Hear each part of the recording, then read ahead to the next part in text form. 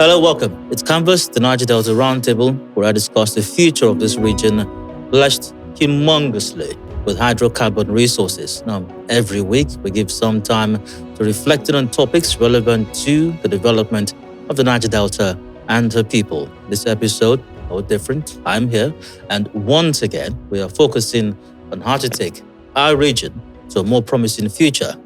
This is sponsored by the operator of the NNPC Renaissance, the Total Energies Ajib joint venture, Renaissance Africa Energy Company Limited, headquartered in Port Harcourt. Thank you for joining. I'm Adidayo Elushakin. Our topic for this week, the world from above. Now, today we're zooming out, literally and figuratively, to examine the power of perspective.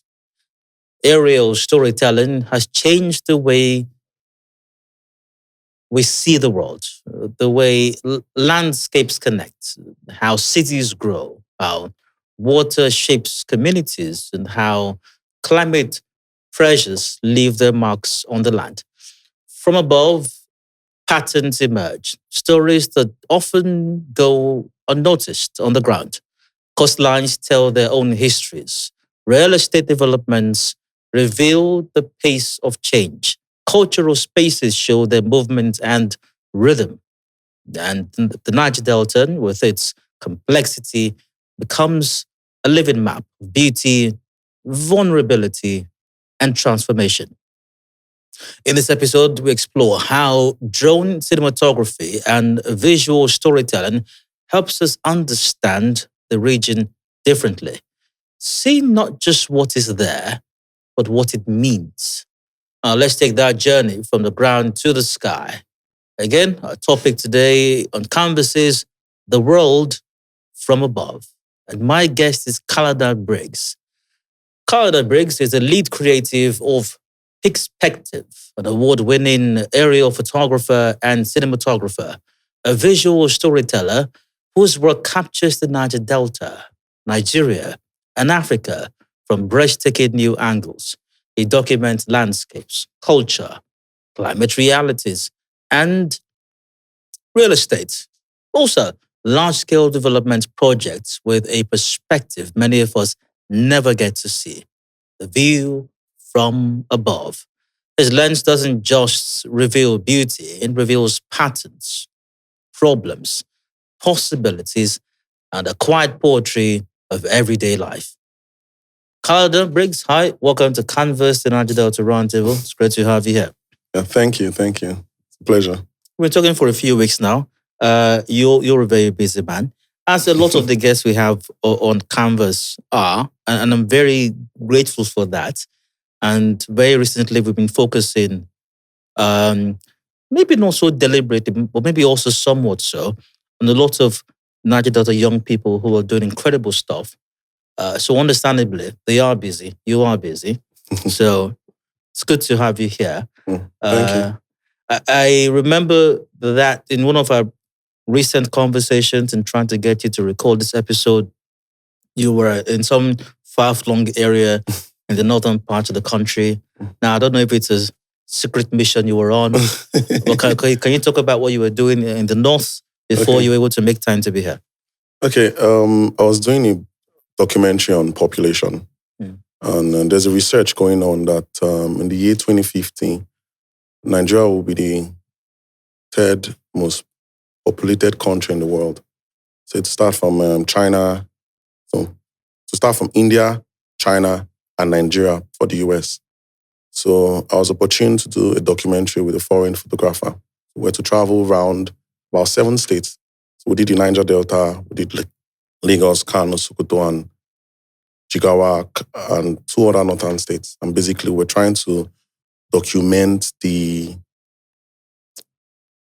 how the government can control the rise of the population coming in.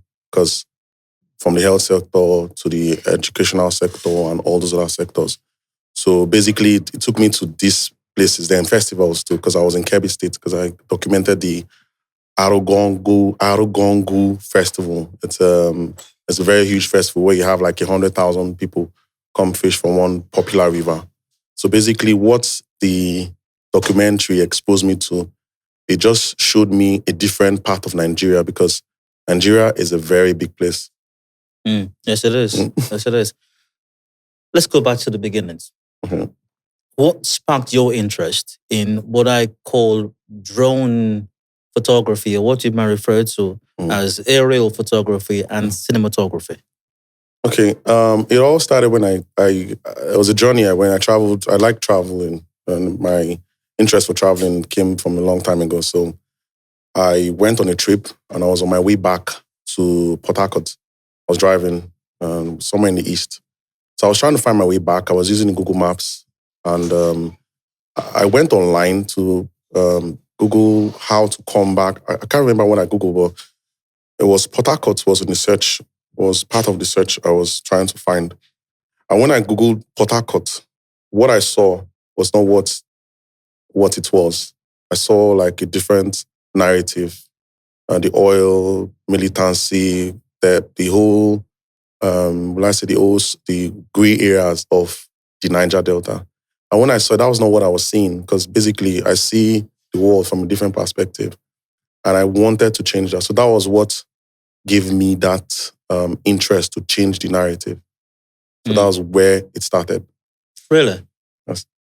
I mean, I'm thinking this was some years ago, obviously. Yes, 2017. Exactly.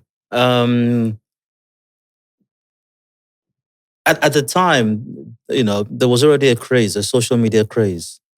I believe, Facebook was a big thing. Instagram was, I think, as well, I suppose. Yes. So people were started building, content on YouTube. YouTube was a big thing already. Yes. The Mr. Beast of this world and others started as far back as then. Yes. So why weren't you thinking of maybe just, I don't know, doing something to simply just entertain people? Why something quote unquote serious? Okay, here is where I was born. I was schooled here, and I was raised here. So the interest of me to change the narrative was will I say, I had more of that than I had more of that creating content for these social media creatives, because basically part of the content I was creating, that was what they were using to make their videos. Because I was like, I was making the raw content for the social media creators. So I was basically creating ingredients for them. I wasn't like a camera. I'm always behind the camera. I'm a camera shy person. I hardly or I rarely find myself in front of the camera. So maybe that didn't come in my mind for me to start making videos and all that. I opened my YouTube channel. I wasn't really consistent. I do one video, I do two videos, and I wasn't consistent basically. So I had more interest in just making pictures, making short videos for maybe you want to make a soundtrack showing nice pictures of places. Basically, that was my like faceless YouTube, faceless content. Basically, that was what. So I think it's more about your interest rather than a lack of consistency. Your interest simply lays somewhere else. I think that's my understanding of what you said. Now, how did perspective begin? Or, pardon me, how did perspective? Yes, perspective. How did perspective begin, and what is the vision behind it? Okay, so the name perspective came from. I'll tell you the genesis of it. Let me just take you back. Sorry. So I had a close friend, and at some part of my life, I used to rear dogs.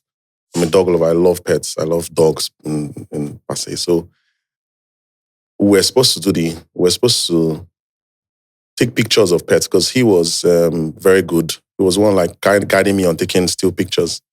So we're supposed to come up with the brand Petspective, pets in a different perspective, because he had a different way of showcasing, because he schooled in India, and he was one showing me how, because India like is a different world of taking pictures and all that. And he was one trying to pull me through and all that. So, but he wasn't really serious about what the brand we're trying to set up. And then that's the period I started flying drones. That was the period I started taking pictures, going to locations and all that. And I put two and two together. I was like, okay, pick pets. No, since I'm doing it by myself, pics.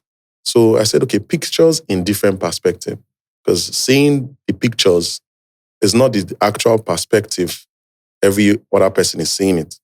So the perspective, pictures in different perspective. So that's how it came about. And basically what I was doing, what I saw more transformation of what I was capturing. I started capturing places where you have climate erosion, where you saw there's this place was higher, now this place is lower. This water was high, or this water was low. Now this water now is higher. You understand? So basically, what I was now capturing, what I was doing more was documenting the transformation of places of the environment. And I knew that I could not do it by myself. So that's where the that's where the brand came about. Now capturing the transformation of places where I go to capture. That's how it came about. What stories, let's use Niger Delta as an example. Okay. What stories does the Niger Delta tell from above that the rest of us don't ordinarily see from the ground?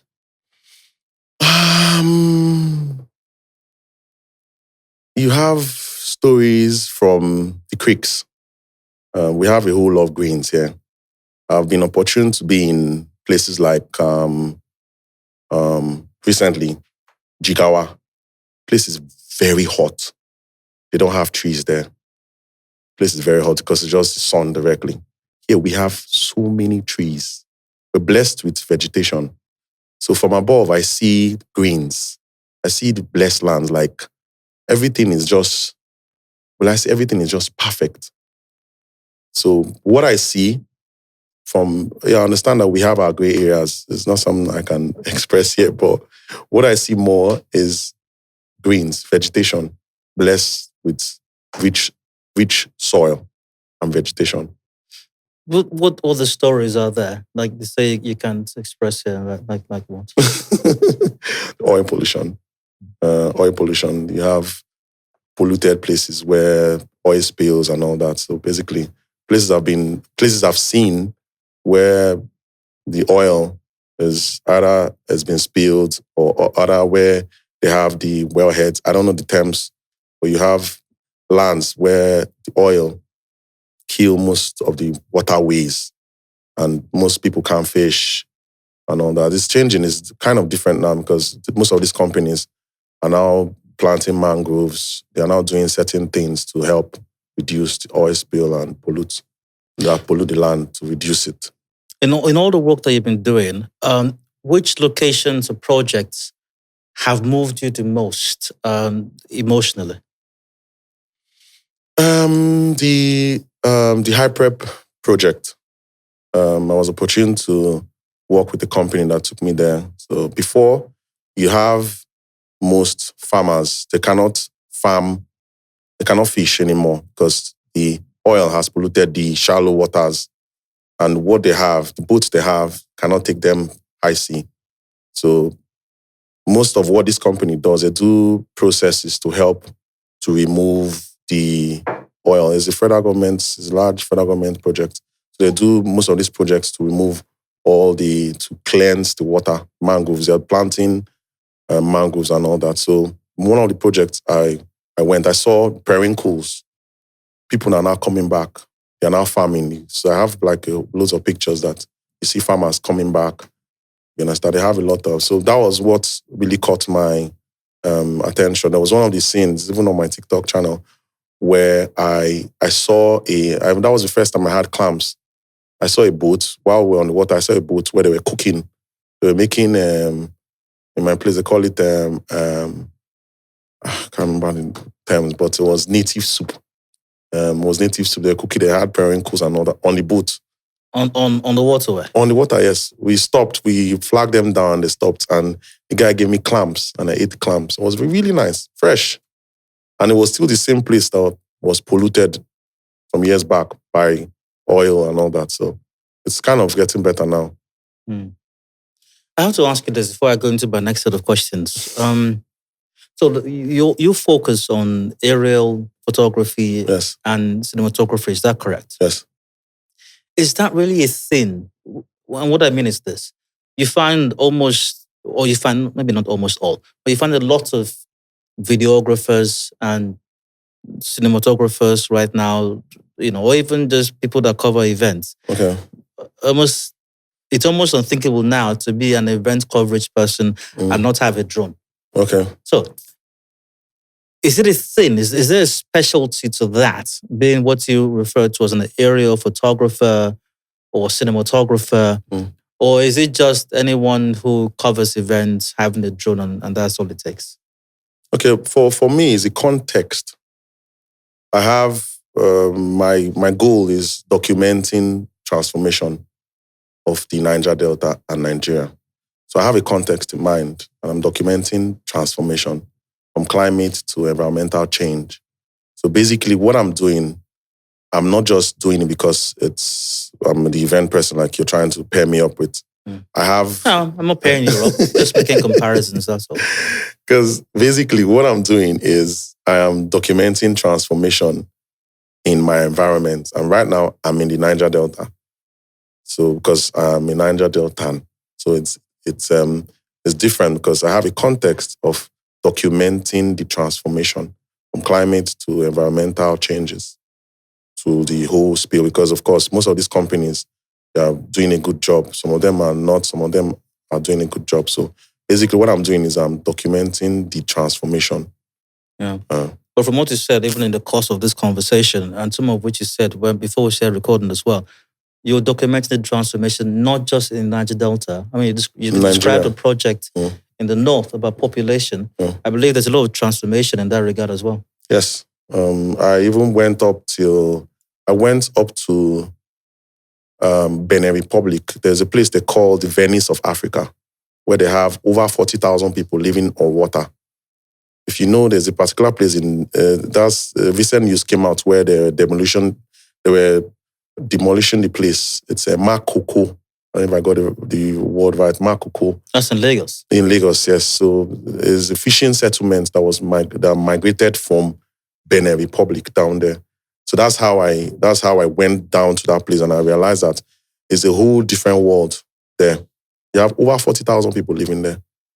So that gave me like a different perspective to what I'm doing. Seeing that people live on water and they carry on their everyday life. Kids get on the boats and they paddle to their classes. Market women, they sell on the boat. Where you have maybe people selling, I don't know how they call it is a French word, but something like a car. They sell it on the boats and they'll be crying, they'll be shouting. They come out as early as... I was there for 2 days. 3 days, actually. The hotel I stayed in was on water. It was a local hotel because I had to stay to take early morning because I was taking time-lapse and early morning shots, basically. So... Climate change is a much discussed global phenomenon. And in certain areas, it's extremely controversial. While the science favors the existence of climate change, there are those who deny its existence. Taking these drone shots, your aerial photography, your aerial cinematography, how has it shaped your understanding and your perspective of climate change? Okay, so there's a picture, take you back. There's a picture I took in Audley Road. It's a place in Port Harcourt, Audley Road. And the picture was really nice. Sky was red and was lovely. Nice place. Green, sorry, it wasn't, was at an evening. It's an evening picture. Red sky, water, was close to the LNG, the company LNG. And I never knew that picture was not as nice as it looks. It just showed that our air quality was poor, basically. So part of what I capture is like we're living in an environment where our quality of the air is actually poor. So basically, that's part of climate change that I was documenting. Now you talk about transformation. Now, transformation, while may seem a positive term, may not always connote something positive, I suspect. And climate change in itself is a terrible thing. Climate change doesn't connote anything positive. Exactly. So what transformations have you observed, maybe over time, as a result of your work that has helped give you an improved understanding, if you will, of climate change? You're asking the transformation of climate change? More or less, yes. Or the transformative effects of climate change. Most of the problem we have in the oil and gas region is gas flaring. And I'll say that's like basically what affects our air quality. And it's something that in some areas has changed. Basically, will I say because of maybe new systems or new policies that has been in place. So documenting or capturing this change, certain places I see that flaring does not occur in these areas. So that's for my own aspect of documenting. I see that, certain areas, this place where they were flaring here, and this flaring was causing the bad air quality, was causing certain things. Because how I see where the air quality is poor is when you have red skies. If you get to the evening and the sky is red, it indicates that your air quality is really poor. So part of my documenting is, so certain places, they don't flare these gases anymore. So that's basically for my own answering your question. Yeah, sure. What cultural moments or traditions have you captured that stayed with you, that really spoke to you? One, I'll say the Bole Festival. I had over 20,000 people came there, and I've been documenting that for 5 or 6 years now. Bole Festival, the cultural. Then a festival I'm from Abunima, Akukutoro is a local government here in the south. There's a festival, they have people come on the water, play masquerades and all that. I've documented that festival before. So the one that really caught my lens was the Bole Festival. It's a food festival down here in the south where people come to celebrate common food, plantain and fish. Basically, that's one has really caught my lens. What was it about it? Because we had Nonso here, I call him the creator or the originator of Bole Festival. He was on an episode of Canvas. And by the way, if you're watching or listening to this right now, you didn't hear that, or you haven't seen that, go to our YouTube page, you can watch that episode. So what is it about the Bole Festival that really struck you when you covered it? It's the people. People.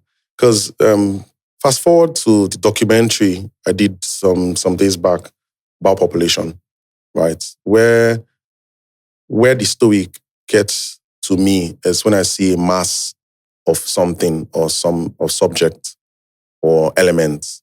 And I had a lot of people in that one gathering to celebrate or to experience that food festival, as in fish and plantain. So what got to me was the number of people that attended that festival. Because I'm viewing from a different perspective.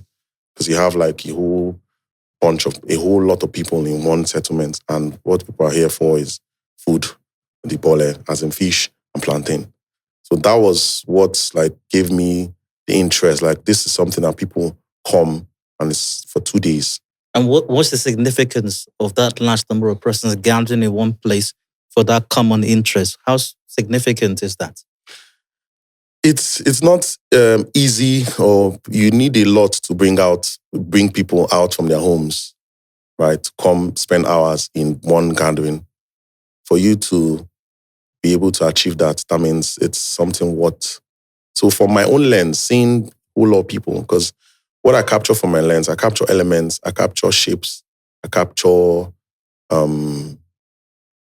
moments, basically. It's most of my pictures are more, let's say, emotional than just art.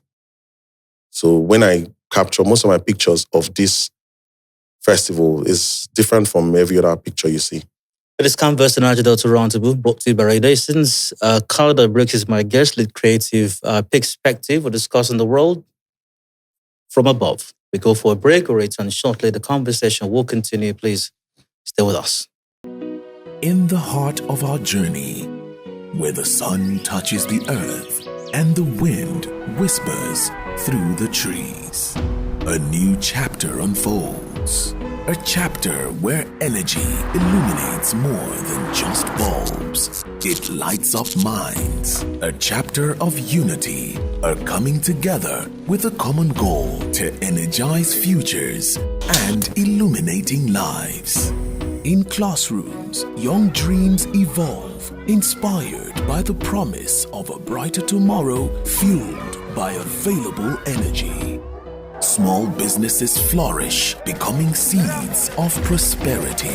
Energy that empowers and is catalyst for growth and change. The future is energy. So, let's light up the path to a sustainable future together.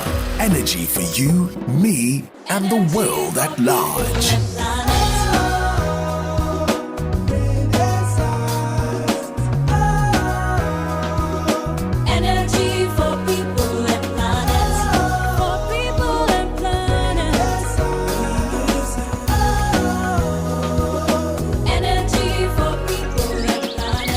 Energy for people and planet. We are Renaissance. Hello, welcome back. Still Canvas, the Niger Delta Roundtable, brought to you by Renaissance. I'm Dio. My guest, Kalada Briggs, is still here. Lead creative, perspective. Kalada, you're welcome again. Thank you. We're discussing some remarkable, and like I said earlier, it seems everybody has a drone these days. I mean, they're still pricey, but you can get some really cheap ones off the market, I suppose. And sometimes they're everywhere. It's too much for that matter. Let me give you an example. I was at a conference, an international oil and gas conference in Lagos recently. And for some bizarre reason, one of the people tasked, I guess, with covering the event, during a panel session, had a drone in the hall. And, you had that buzzing sound, and it was so annoying. And eventually, I think the person sort of looks that top executives of different oil companies were given, and maybe some persons may have complained verbally, and then the drone went off or shut down. So it takes us back to a question I asked in the first half of this conversation. Now, you explained how you see it. For you, there's context. But generally speaking, should it apply to everyone else? Or do you think are you concerned about how aerial photography or cinematography or the use of drones for that is being used these days? Or is that a normal thing? For my own understanding, it's not a normal thing. But we're in the world of evolution. We're evolving. So in the media space, right, every event person needs that area, that extra touch of clip. And that's where the drone comes in. So most people like to add that. It's not really necessary in some... I've been in an event where it's an indoor event and the client wanted the drone. So most persons, they use it to maybe show off, I'll say. They don't want to show off. It's not really necessary. For my own aspect of... Because I do tourism or I do real estate. So real estate's mass. I show mass in my content. So that's why it's like my major focus of what I do. So most of these creators, it's really not necessary. They just want to maybe add it to maybe like an extra edge to what they do, to their deliverables, basically. So let's talk your technique and processes now. In capturing aerial imagery, using drones, of course. How do you determine things like, I don't know what terms you use, but things like altitude, angles, framing, in telling your story? Is there a technicality to that, or is just carry and go smoke. Make, but just they go. Okay, because I'll say I've been in this business for I'll say close to a decade now, and from my experience, I have what I use to make my pictures or my videos stand out is asymmetry, shapes, elements. There's certain things I use to make my viewers. I create emotions in my images, and I use these elements. The rule of thirds. It's something that has gone a long way in my experience. So every picture you see, if there's when I do my real estate capture, when I do my documentaries, it always stands out because all these elements I use this as my pointers to create my picture. So it's not like a one thing or it's something that every picture I always stick what I'm looking for, ruling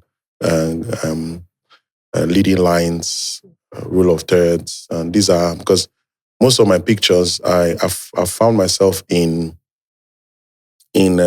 exhibitions, in international and local exhibitions where they have to judge your pictures. So I've been in panels, I've been in sections where I go through stages to win certain awards or to win certain positions.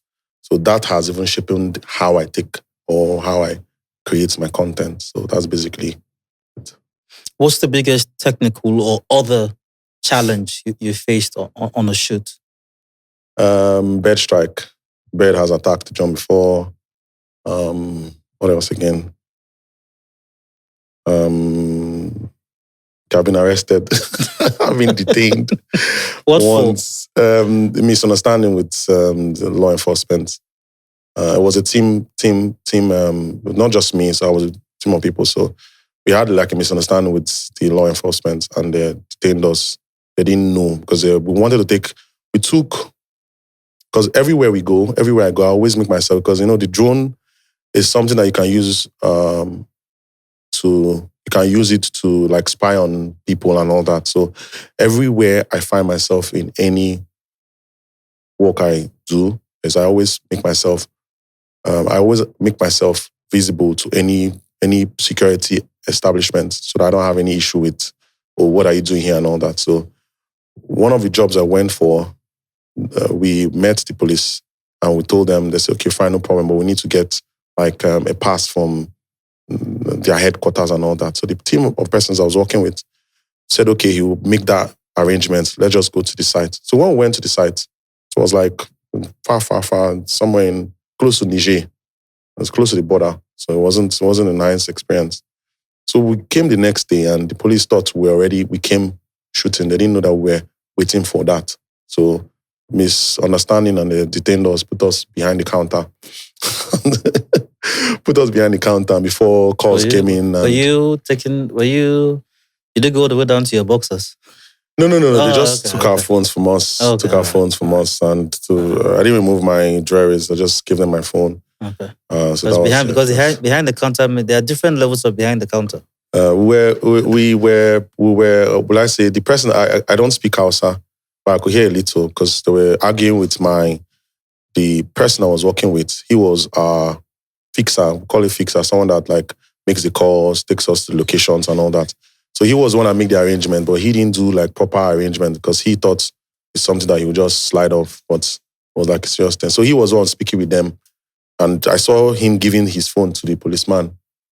And I was like, what's the problem? What's happening?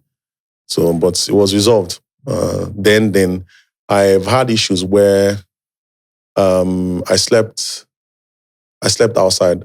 I went for an event and there was no accommodation. This was like 2018 or so. 2018 was the funeral and there was no accommodation. So I slept outside till the next morning. That was another experience I had. Hold on. You didn't make any plans with the organizers, or they forgot about you in their planning? They said they had accommodation. And it was a third-party thing where you have like an event planner. You're not talking to the... event owner. You're talking to an event planner. So the event planner is talking to the event person and you're talking to the event planner. So like third party. So those are one of the reasons why I just like to do like my own thing, the whole documentary thing, because this was when I was doing more events. I do more of like weddings, I do parties and all that. So I slept outside. It was not a nice experience. I can imagine. This fixer thing you mentioned a while ago, can you elaborate on that? Who exactly is a fixer? Okay, so for the documentary I did recently, like I said, we went to 7 different states. The Niger Delta, which was Rivers State as the head of it, Lagos, Kano, Jigawa, Sokoto, and Kebbi. So for every locations we go, we have fixers. And the fixers, they're the ones that pick us from the airport, make the calls to the locations we go to shoot. We go to medical centers, we go to schools, because we want to document. Because these are the areas where our government needs to put more emphasis on. Because if you don't, because of the rise in population, now you don't have your medical centers properly set up, or you don't have your school, your educational sectors properly set up, it's like you're going to breed like a different set of people. When I was in Kano, the kids were sitting on the floor. We have one teacher attending to 200 kids. So it was something else. And most of this, they don't go to school. It's a different topic in the other day. So it was something else. So the fixers, they're the ones that make the calls to these places we go to, medical centers and all that. So what I was doing was going to interface with them to like communicate, okay, we have this set, this shoot is set, this shoot. So for every state, we have fixers that takes us to these locations. We'll come to this in the last phase of our conversation. I talked about developmental work, how your work helps to provide some kind of basis. Maybe you can even use the word research basis for developmental planning. Yes. In terms of proximity of infrastructure. Yes. And all of that. And however, earlier you said that your work is about creating emotions. Yes. But you said something to that effect. Yes. Before we started recording, earlier, you showed me some of your work. Some aerial shots you took in the Gambia of a fishing area. That was Benin Republic, actually. What, that was Benin Republic? Yes. Okay, you had lots of boats and they looked really beautiful. It looked really nice. I mean, we're having a conversation about certain areas I don't want to mention. That area, because I said some negative things about it, how it looked awful, it was smelly. Okay. I think that's when you described a place in the Gambia. Okay. A similar place in the Gambia, yes. But looks beautiful from your shot, from your lens. But in actual fact, is also even smellier and maybe even dirtier than the place I described to you. So, does your work tell realistic stories? Or does it tell the stories that we prefer? Does it capture reality? Okay. Or does it capture imagination? Reality, actually. Reality. For every picture or for every scene, there are different perspectives to it. I'll use Rivers State for a case study. And looking at Rivers State, we have gray areas and we have like the good areas. So basically what I capture more of the good areas, which is like landscape. I capture lights, the whole set of the NEDC lights, basically. I don't project. I'll say there's everywhere you have gray areas. So for every picture, I tend to project the positive part of everything. So I'll use the example of the place we were talking about.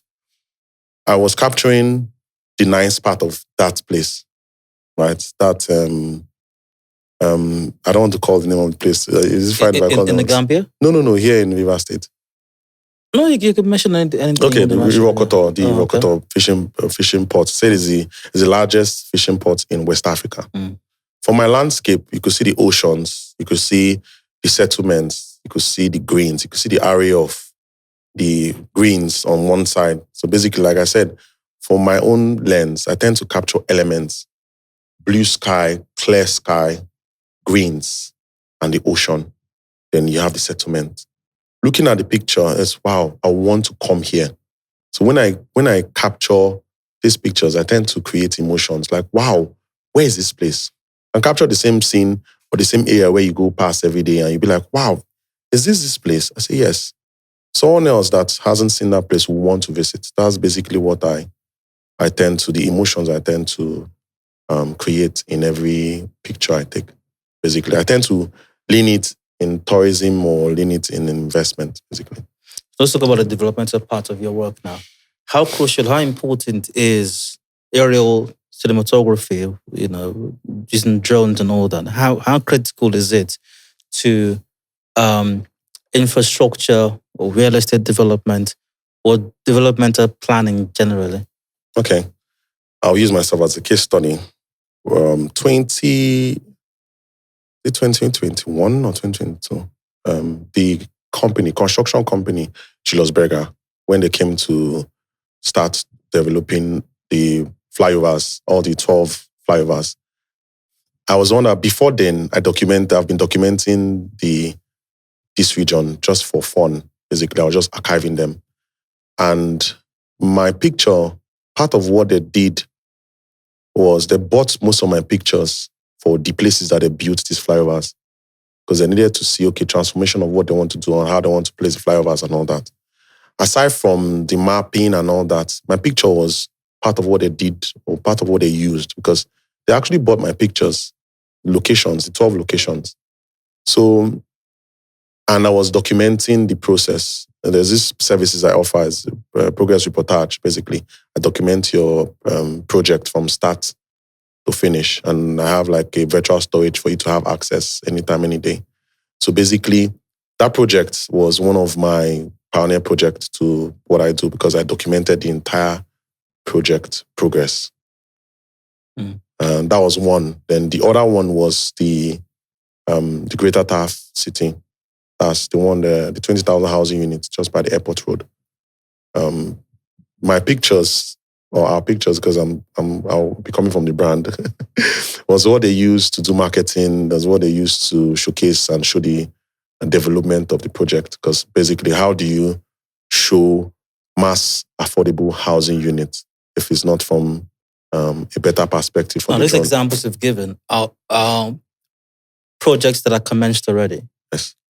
Not necessarily from your input. Okay. But required your input at some phase of the project, maybe even from commencement. However, I'm talking planning or even pre-planning phase. How does what you do, for example, help in planning or even pre-planning infrastructure or development generally? Okay, so I'll use same Greater Taft City, because that project was what affected the other project that is ongoing on the same route. You have the NAF Harmony, you have the Odibola, you have there are like 7 projects going on.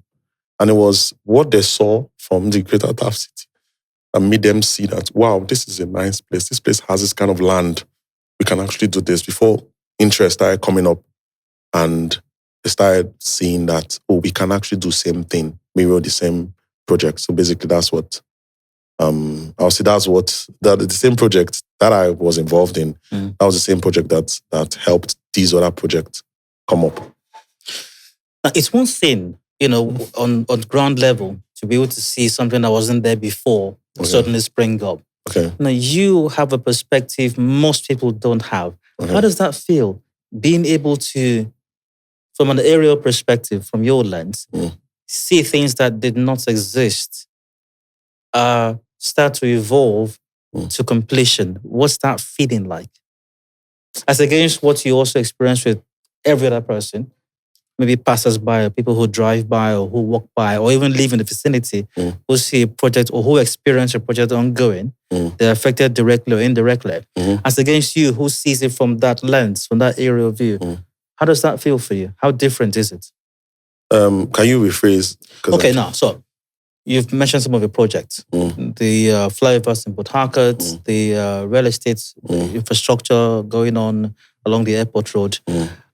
You experience what most other people experience as a passerby. You drive by, you walk by. You see construction going on. You see the tippers, you see the lorries, you see the tractors, you see the earth-moving machines and all that. So most people see that. Some people who are living in those areas are directly impacted by the development. Okay. You, beyond seeing that or experiencing that, you now have another perspective most people don't have. which is the aerial one. Okay. Seeing the change happening from above. How different is that from what most other people experience by just seeing it on ground level? It's something I can't explain. I'll say it's overwhelming because what I see beyond my dashboard, seeing what my screen shows me. I see, like I said, what I document more is elements. I tend to create emotions. I tend to have all these elements on one screen. So this is what shapes what I create. So most times it's overwhelming for me because What are these elements you refer to when you use the word elements? okay, so elements, greens, the sky, and a life form, which can be animals, it can be a human factor, because the human factor, it gives me a kind of scale. So if I'm showing like a large settlement of, like I'm showing like a large picture, if I have like a human subject, and you see the human subject, that will give you a scale of how big the place is. So basically, these are the things that I say. There's a personal thing that I use to create my pictures. If you check on my page, you see how do I do this? These are the small key things I use to create the entire picture. You know what that's telling me? I'm just getting this from what you just said right now. I mean, you have enormous power, or do I say? I mean, information is power. So that said, you have enormous power because you have enormous information. If part of your elements are even human beings as well, that means you can see human behavior from a perspective most people don't. So when something is going on somewhere, you see how humans react to it over time, where they move to, what happens where they move to, how that changes their behavior patterns, so to speak. Yes. Even you mentioned animals, you can even map migration behaviors as well of animals. So this species of animals, for example, were here before.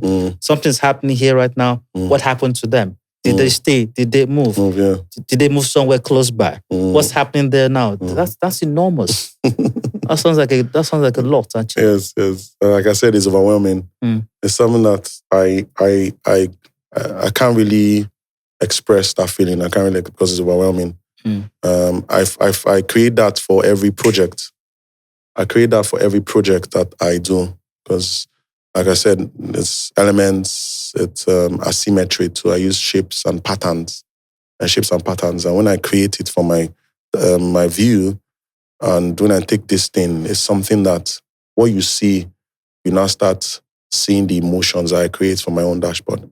Something I've been doing close to a decade. So that's just to make you understand that it's not something that's happened overnight.